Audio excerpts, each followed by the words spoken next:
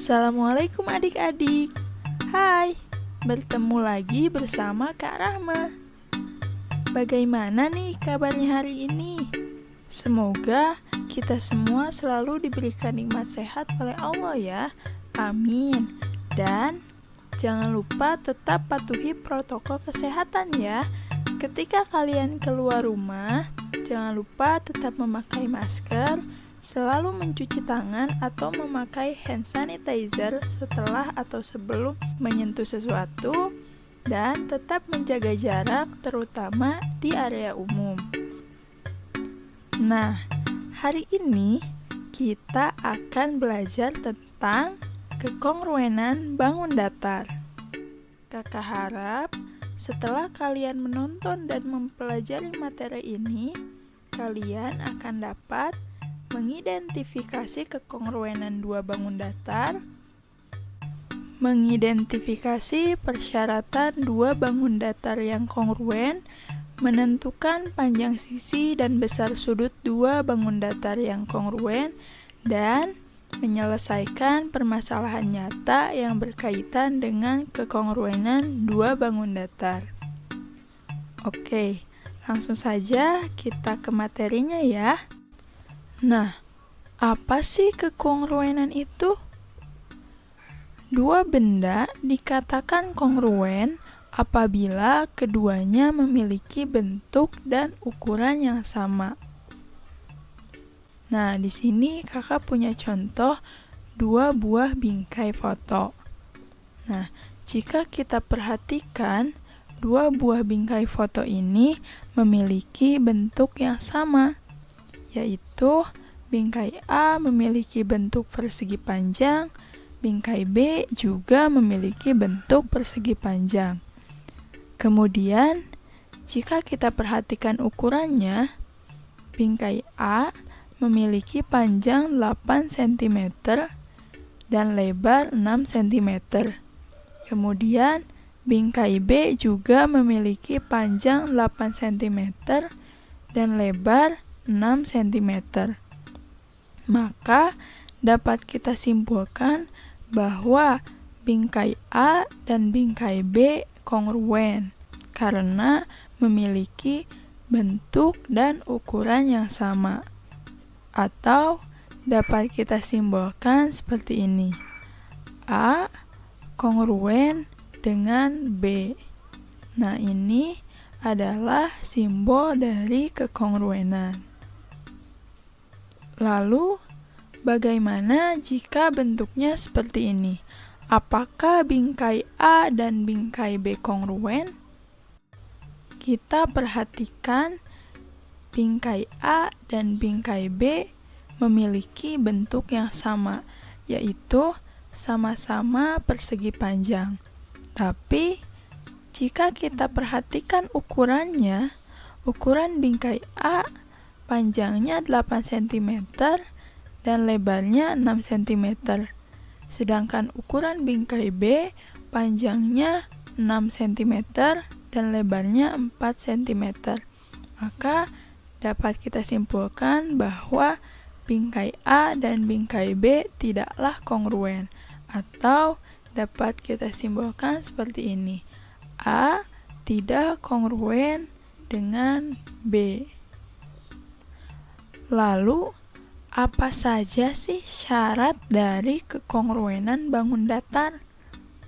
Dua bangun dikatakan kongruen jika memenuhi dua syarat, yaitu yang pertama, sisi-sisi yang bersesuaian harus sama panjang, dan yang kedua, sudut-sudut yang bersesuaian harus sama besar. Nah, kita perhatikan dua buah trapesium ini. Jika kita lihat, dua bangun trapesium ini memiliki bentuk dan ukuran yang sama.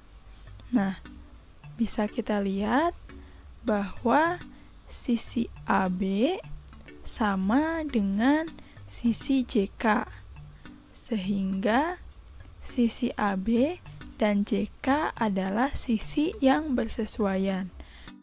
Kemudian jika kita lihat besar sudut D sama dengan besar sudut M, sehingga sudut D dan sudut M adalah sudut yang bersesuaian. Nah, jadi dapat kita simpulkan bahwa trapesium ABCD kongruen dengan trapesium JKLM. Nah, seperti ini. Lalu, jika kita lihat sisi-sisi yang bersesuaiannya, AB sama dengan sisi JK. Sisi BC sama dengan sisi KL. Kemudian sisi CD sama dengan sisi LM. Dan yang terakhir sisi DA sama dengan sisi MJ. Kemudian untuk sudut-sudut yang bersesuaiannya, sudut A sama dengan besar sudut C. Sudut B sama dengan besar sudut K. Kemudian besar sudut C sama dengan besar sudut L. Dan besar sudut D sama dengan besar sudut M.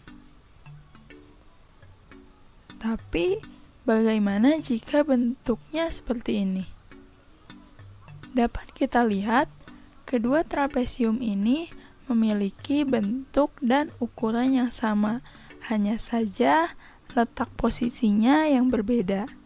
Nah, sekarang coba kita tentukan sisi-sisi yang bersesuaian dan sudut-sudut yang bersesuaiannya. Sisi AB terlihat jelas bahwa bersesuaian dengan sisi LM. Kemudian sisi BC sama dengan sisi MJ. Lalu sisi CD sama dengan sisi JK. Dan terakhir sisi DA sama dengan sisi KL. Nah, lalu untuk sudut-sudut yang bersesuaiannya sudah terlihat jelas bahwa sudut A sama dengan besar sudut L. Kemudian sudut B sama dengan besar sudut M. Besar sudut C sama dengan besar sudut J. Dan yang terakhir besar sudut D sama dengan besar sudut K. Nah, jadi dapat kita tentukan bahwa trapesium ABCD kongruen dengan trapesium LMJK. Nah, kenapa di sini kakak menuliskan trapesium LMJK bukan JKLM? Karena harus kalian ketahui bahwa ketika menuliskan dua bangun yang kongruen, maka sebaiknya dituliskan berdasarkan titik-titik sudut yang bersesuaian secara berurutan. Jika kita lihat lagi bahwa besar sudut A bersesuaian dengan besar sudut L, sehingga bisa kita tuliskan bahwa A kongruen dengan L. Lalu sudut B bersesuaian dengan sudut M. Jadi kita tuliskan B kongruen dengan M. Kemudian sudut C bersesuaian dengan sudut J. Lalu kita tuliskan C kongruen dengan J. Dan yang terakhir sudut D bersesuaian dengan sudut K. Jadi D kongruen dengan K. Sehingga di sini kakak tuliskan trapesium ABCD kongruen dengan trapesium LMJK. Oke, kita langsung saja ke contoh soal. Yang pertama, manakah belah ketupat di bawah ini yang kongruen? Jelaskan. Nah, coba kita perhatikan ketiga bangun belah ketupat ini. Jika kita lihat, sudah terlihat jelas bahwa panjang sisi A dan C memiliki ukuran yang sama, yaitu 5 cm. Tapi, jika kita perhatikan sudutnya, belah ketupat A memiliki besar sudut 50 derajat dan belah ketupat C memiliki besar sudut 130 derajat. Oke. Nah, sudah kita ketahui bahwa total sudut belah ketupat adalah 360 derajat. Karena untuk bangun segi 4 ataupun segi banyak, pasti total dari seluruh besar sudutnya adalah 360 derajat. Lalu untuk belah ketupat, sudut yang berhadapan pasti sama besar. Nah, maka dapat kita tuliskan sudut A ditambah sudut B ditambah sudut C ditambah sudut D sama dengan 360 derajat. Lalu sudah kita ketahui bahwa sudut A besarnya 50 derajat. Nah, karena sudut C berhadapan dengan sudut A, maka kita tuliskan juga sudut C 50 derajat. Untuk sudut B dan sudut D karena belum diketahui, kita tuliskan kembali. Nah, totalnya 360 derajat.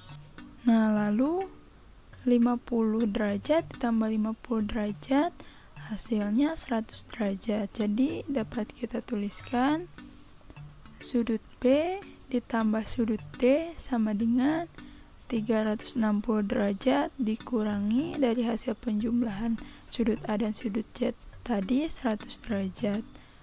Maka hasilnya 260 derajat. Nah, karena sudut B dan sudut D berhadapan, maka dapat langsung kita bagi 2 saja. 260 dibagi 2 sama dengan 130 derajat.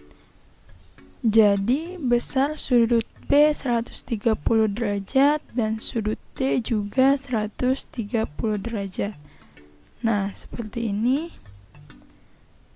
Nah, untuk belah ketupat C bisa kita lihat sebelumnya hanya diketahui bahwa sudut K adalah 130 derajat.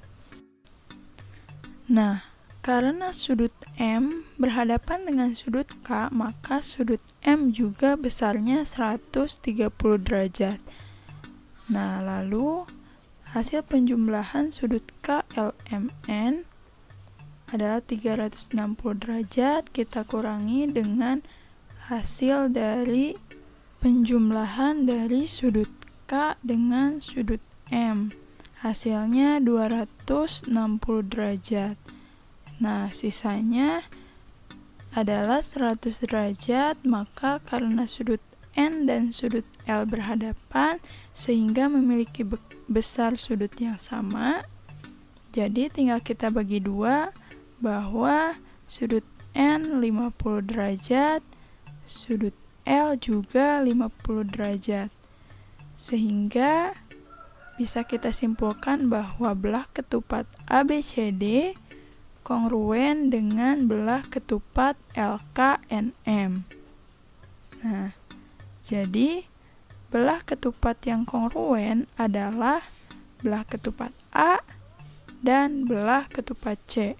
Karena sisi yang bersesuaian sama yaitu 5 cm dan sudut yang bersesuaian juga sama.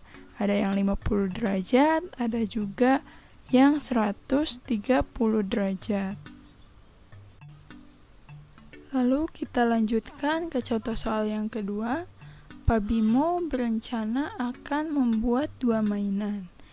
Ia menggambar sebuah pola berbentuk trapesium yang saling kongruen. Kedua trapesium tersebut dinamakan ABCD dan PQRS dengan sketsa sebagai berikut. Nah, bisa kita lihat 2 gambar trapesium ini. Jika panjang AB sama dengan 12 cm, nah ini AB, lalu PS 6 cm, yang ini dan luas ABCD sama dengan 60 cm persegi. Ditanyakan berapakah panjang PQ. Langsung saja kita ke solusi pengerjaannya. Nah, tadi sudah kita ketahui bahwa panjang AB sama dengan 12 cm, PS 6 cm, dan luas ABCD sama dengan 60 cm persegi. Nah, karena ABCD dan PQRS kongruen, maka dapat kita tentukan sisi-sisi yang bersesuaiannya. Antara lain, kita lihat di sini bahwa untuk panjang sisi AB bersesuaian dengan panjang sisi RS. Kemudian untuk panjang BC sama dengan panjang SP. Lalu untuk CD sama dengan panjang sisi PQ. Dan terakhir panjang DA sama dengan panjang QR. Sehingga bisa kita simpulkan bahwa AB sama dengan RS yang tadi sudah kita tentukan sama dengan 12 cm. Lalu BC sama dengan SP atau PS sama dengan 6 cm. Dan luas ABCD sama dengan luas PQRS, yaitu 60 cm persegi. Nah, maka bisa kita tuliskan karena di sini yang ditanyakannya adalah panjang PQ, maka luas PQRS sama dengan, kita tuliskan rumus dari luas trapesium, yaitu setengah dikalikan dengan panjang PQ yang ini. Nah, kemudian ditambah dengan sisi yang berhadapannya panjang RS, lalu dikali tingginya yaitu panjang PS. Nah, sama dengan untuk luas PQRS 60 sama dengan setengah dikali dengan untuk PQ-nya yang akan kita cari ditambah panjang RS 12 cm dikali dengan tingginya PS yaitu 6 cm. Nah, lalu kita bagi dua untuk tingginya, jadi hasilnya 60 sama dengan PQ ditambah 12 dikali dengan 3.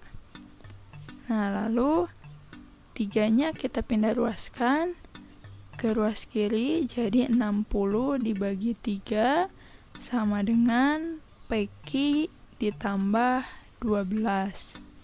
60 dibagi 3 hasilnya 20 sama dengan PQ ditambah 12. Lalu untuk 12-nya kita pindah ruaskan ke ruas kiri, jadi 20 kurangi 12 hasilnya 8. Jadi sudah kita dapat bahwa panjang PQ adalah 8 cm. Nah, jadi seperti ini untuk cara mencari atau menentukan panjang dari sisi-sisi yang belum diketahui dari dua bangun yang kongruen. Baik adik-adik, mungkin cukup sekian penjelasan kakak mengenai kekongruenan bangun datar. Mudah-mudahan apa yang kakak jelaskan bisa dipahami dengan baik. Jika ada yang kurang dipahami, silahkan bisa ditanyakan di kolom komentar di bawah. Cukup sekian. Wassalamualaikum warahmatullahi wabarakatuh.